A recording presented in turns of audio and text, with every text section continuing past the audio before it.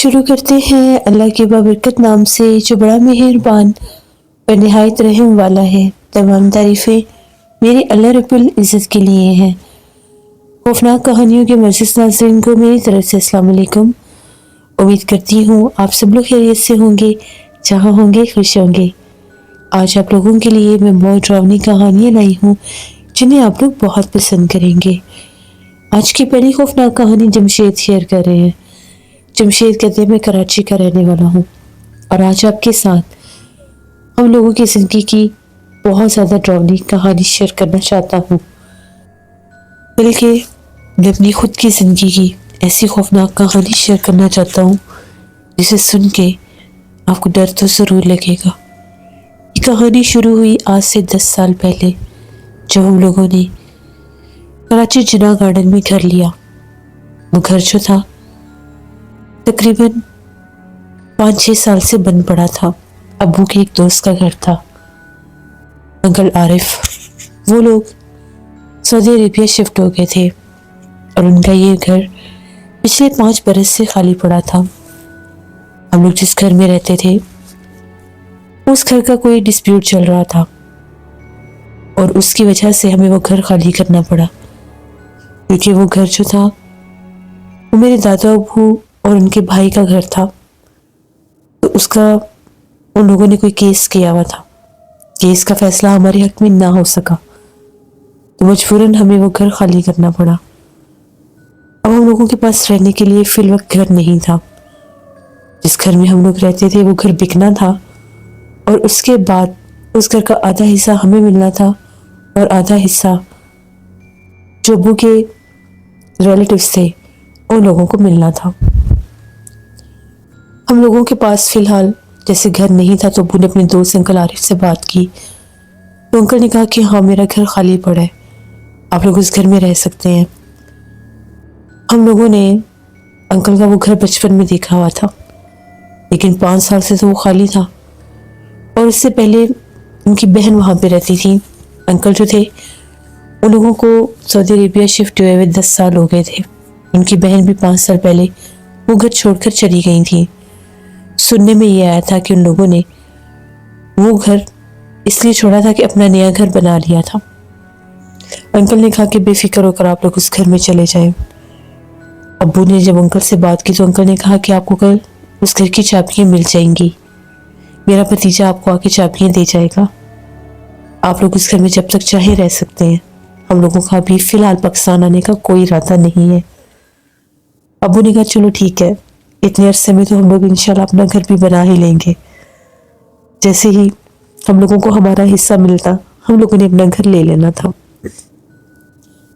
اب ہم لوگ مینٹلی طور پر سیٹسفائیڈ تھے کہ رہنے کا بندوبست ہو گیا۔ اسی طرح سے اگلے دن دوپہر 12:30 بجے دروازے پر بیل ہوئی تو انکل عارف کا بھتیجا تھا، ابو سے ملنے آیا اور ابو کو چابیاں دے کر چلا گیا۔ ابو نے کہا کہ آج شام کو جا کے ہم لوگ گھر دیکھ آئیں گے۔ ہم ساری فیملی آج شام کو گھر دیکھنے جا رہے تھے۔ جناح گارڈن میں وہ گھر تھا۔ وہاں پر جب ہم لوگ پہنچے تو ایک گلی میں جس طرح سے وہ کونے والا ایک مکان تھا، باہر سے تو ٹھیک لگ رہا تھا لیکن کافی پرانا لگ رہا تھا۔ براؤن کلر کا گیٹ، جو ہی ہم لوگوں نے گیٹ کھولا اندر داخل ہوئے تو گھر اندر سے بہت زیادہ گندا ہوا تھا، جگہ جگہ پر کچرا جمع تھا، شاید کوئی گھر پر کبھی آیا ہی نہیں تھا۔ گھر تھا خاصا بڑا، اندر جا کر دیکھا اندر سے گھر بالکل ٹھیک تھا، بس باہر والا جو ایریا تھا اور گھر کا پچھلا حصہ وہ گندگی سے بھرے ہوئے تھے۔ ابو نے کہا کہ اس کی میں صفائی کروا لوں گا۔ امی نے کہا کہ ٹھیک ہے، ہم لوگ اس گھر میں رہنے کے لیے تیار ہیں۔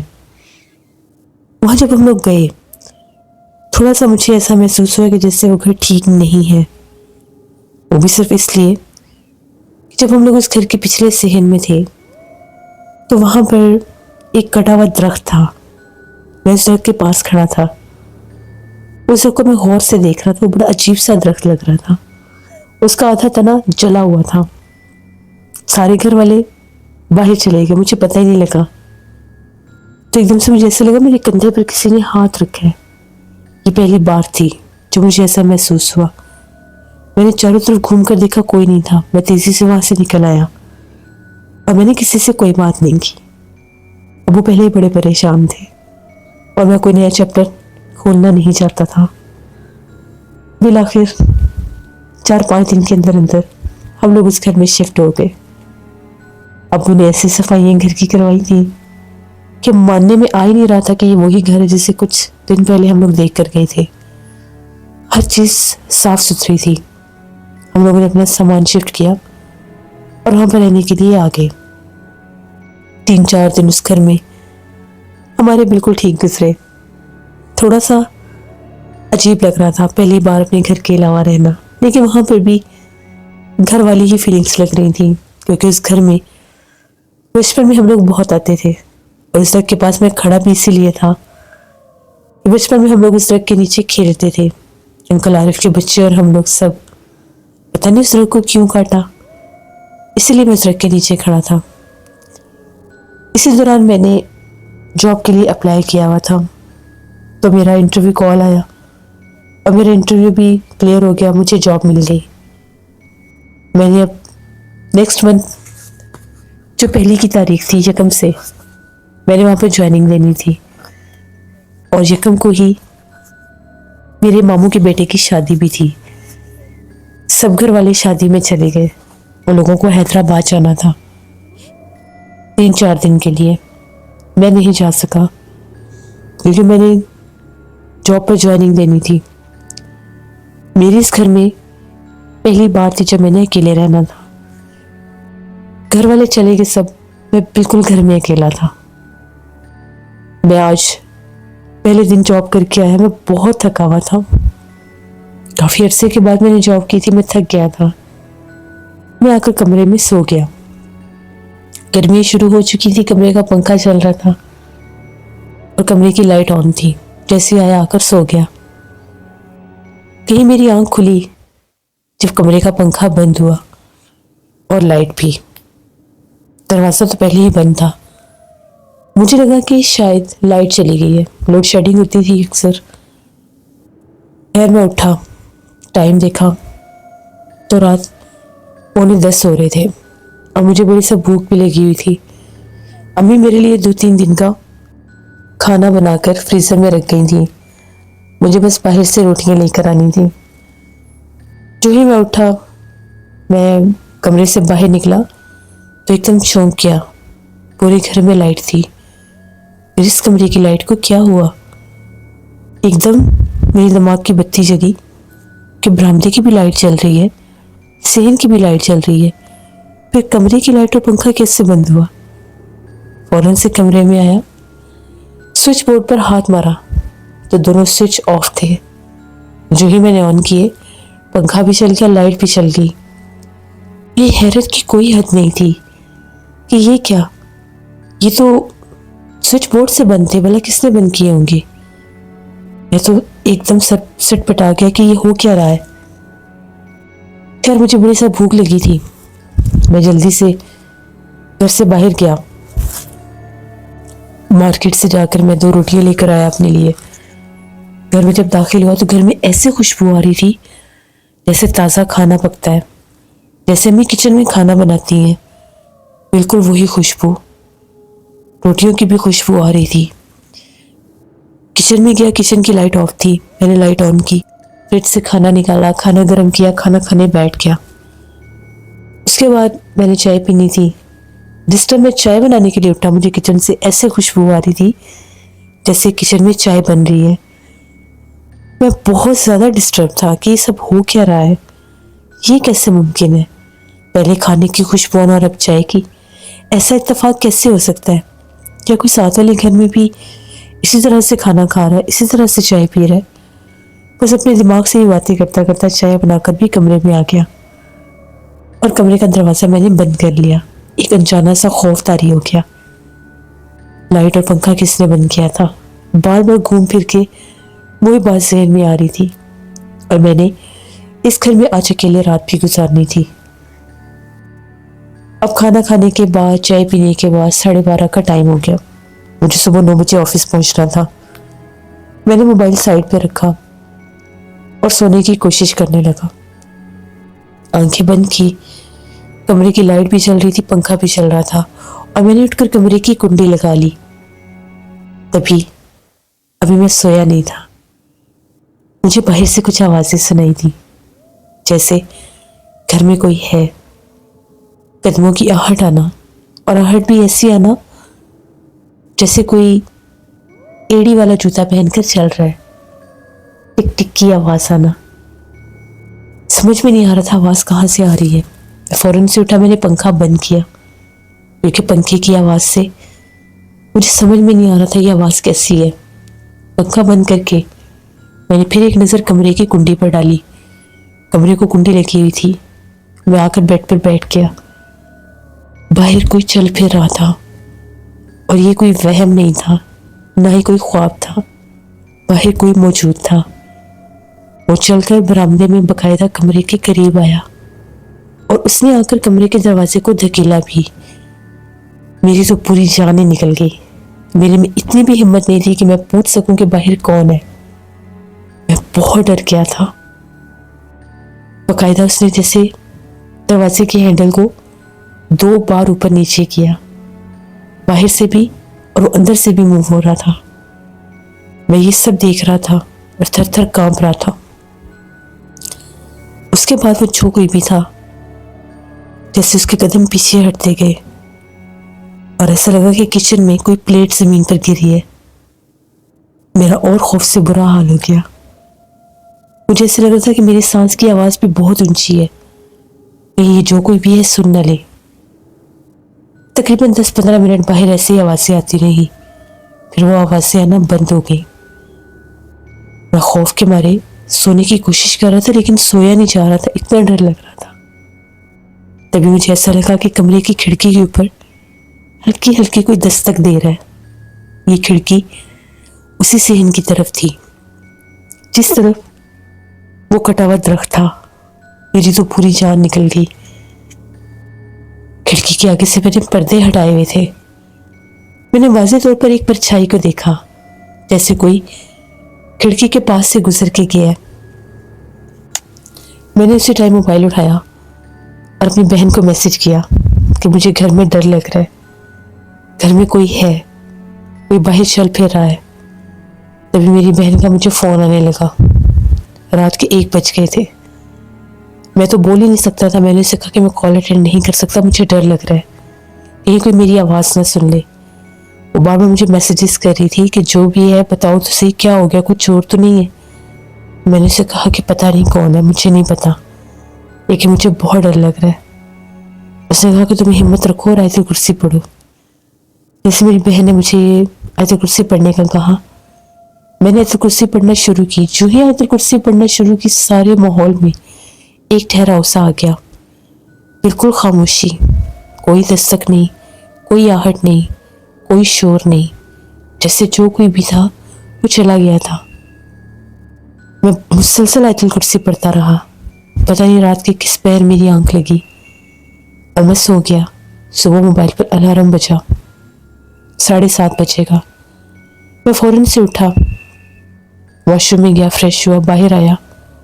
ناشتہ میں نے باہر ہی کرنا تھا۔ میں نے جیسے گھر کا دروازہ، اپنے کمرے کا دروازہ کھولا، سب کچھ ویسے کا ویسے ہی تھا جیسا رات کو میں نے چھوڑا تھا۔ پھر بھی مجھے بہت ڈر لگ رہا تھا۔ ایک نظر میں نے کچن پر ماری تو پلیٹ نیچے گری ہوئی تھی۔ میں نے پلیٹ اٹھا کر اوپر رکھ دی، کچن کا دروازہ بند کیا اور آفس کے لیے نکل گیا۔ آج آفس میں بھی سارا دن میرا بوجھل رہا۔ گھر سے باہر جا کر میں نے گھر والوں سے بات کی۔ امی ابو کا بھی فون آ گیا، ان کو ساری بات بتائی۔ وہ لوگ الگ پریشان تھے۔ ابو نے انکل عارف سے بات کی کہ اس طرح سے میرا بیٹا ڈر گیا، کیا معاملات ہیں اس گھر میں۔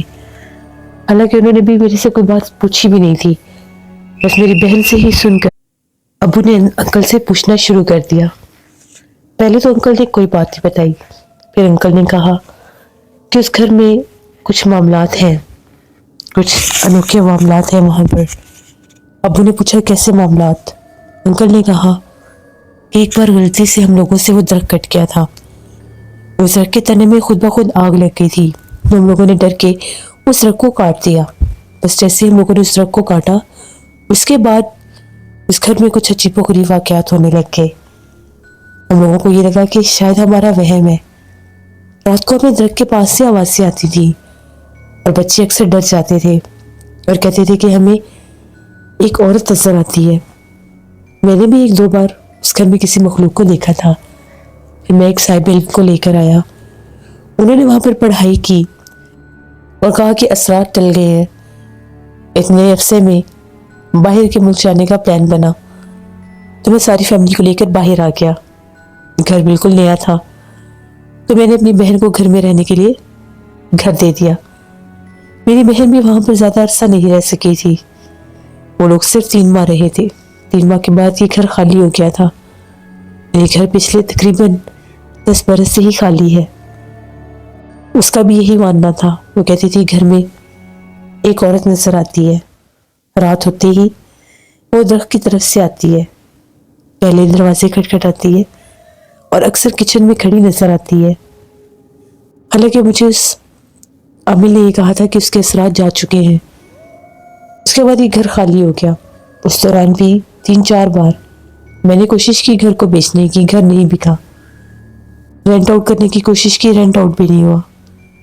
جیسے تمہیں ضرورت پڑی تو مجھے لگا کہ شاید اتنے عرصے میں وہ مخلوق وہاں سے جا چکی ہوگی۔ تم لوگ جب گھر کو دیکھ کر آئے تھے تم لوگوں کو ایسا کچھ محسوس نہیں ہوا، اس لیے میں نے تمہیں نہیں بتایا کہ تم پریشان تھے۔ تم ابھی کہاں جاؤ گے؟ تو میں نے تمہیں رہنے کے لیے گھر دے دیا۔ اگر تم وہاں پر نہیں رہنا چاہتے تو تم گھر کو چھوڑ سکتے ہو۔ ابو بہت پریشان ہو گئے کیونکہ میں اکیلا تھا۔ ابو نے انکل سے کہا کہ ٹھیک ہے میں کچھ کرتا ہوں۔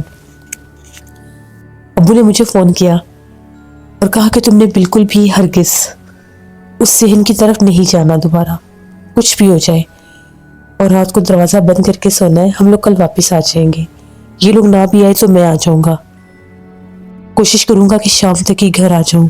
تم نے پریشان نہیں ہونا، بالکل ہمت نہیں ہارنی، قرآن پاک اپنے پاس رکھنا۔ تمہارے انکل سے میری بات ہوئی ہے، ان کا یہ کہنا ہے کہ وہ جو درخت کٹا ہے اس پر کچھ اثرات تھے، شاید ابھی بھی وہی اثرات ہو۔